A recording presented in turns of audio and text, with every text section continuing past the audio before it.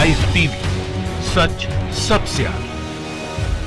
नमस्कार, the live TV देख रहे हैं आप और आपके साथ मैं हूं हर्षिता सिंह।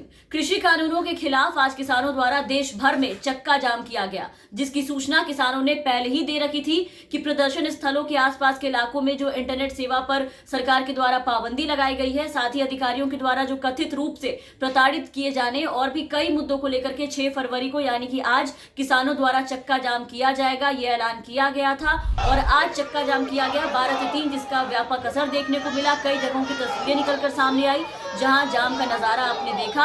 राजस्थान में चक्का जाम का जो असर है वो देखने को मिला। शाहजहांपुर बॉर्डर पर लंबा जाम वहां पर दिखाई दिया। वहां चक्का जाम के दौरान पटना में भी लोगों ने सड़कों पर टायर जलाकर लोगों ने प्रदर्शन किया, नारेबाजी की।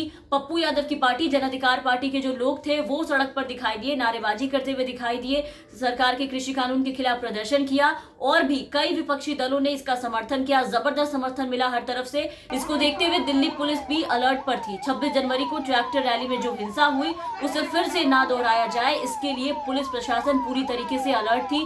पहले ही तैयारी इसके लिए कर ली गई थी। मेट्रो स्टेशन से लेकर के कई रास्ते बंद कर दिए गए थे। टिकरी बॉर्डर पर भारी पुलिस बल तैनात कर दिए गए थे। और वैसे भी सरकार ने इन किसानों से निपटने के लिए कैसी तैयारी कर रखी है पहले से, वो आप पहले कई तस्वीरों के माध्यम से देख चुके हैं। कीले ठोककर, दीवार उठाकर, 12 लेयर की बैरिकेड्स लगा करके, उसमें भी कटीले तार बिछा करके और हर 2 फुट की दूरी पर भारी संख्या में पुलिस बल को तैनात करके और इसके साथ ही वाटर कैनन, आंसू गैस, इन सब के साथ किसानों से जंग की जो तैयारी है वो एकदम पूरी कर ली गई है इसके पहले ही। और आज के चक्का जाम वाले प्रदर्शन को लेकर के 50,000 पुलिस बल और सभी रास्ते बंद कर दिए गए थे। और कृषि कानूनों के खिलाफ आंदोलन कर रहे किसानों के आह्वान पर आज देश के 3 राज्यों को छोड़ करके सभी जगह चक्का जाम किया गया, जिसका असर जगह जगह पर दिखाई दिया। और ये चक्का जाम किसानों ने सरकार के रवैये को लेकर के किया था। पिछले 2 महीने में 12 बार बातचीत हो गई है सरकार और किसानों के बीच, लेकिन अब तक इस मसले का कोई भी हल नहीं निकला है, कोई भी रास्ता नहीं निकला है।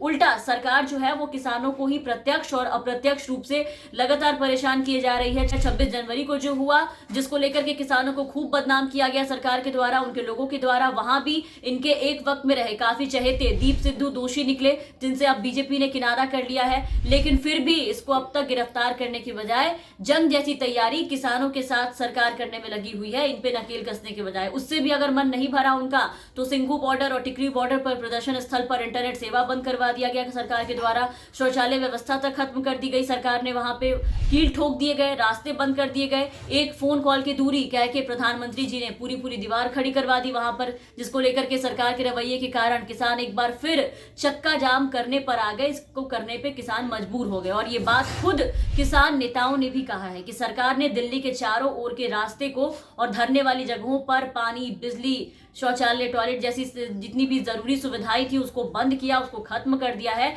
इसको लेकर के उन्होंने कहा है कि आंदोलन में शामिल नौजवान लड़कों का उत्पीड़न किया जा रहा है। इन सब को लेकर के किसान नेताओं का साफ कहना था कि आंदोलन वाले इलाके को पूरी तरीके से जो छावनी में तब्दील कर दिया गया है, छावनी बना दिया गया है, इंटरनेट सेवाएं बंद कर दी गई है।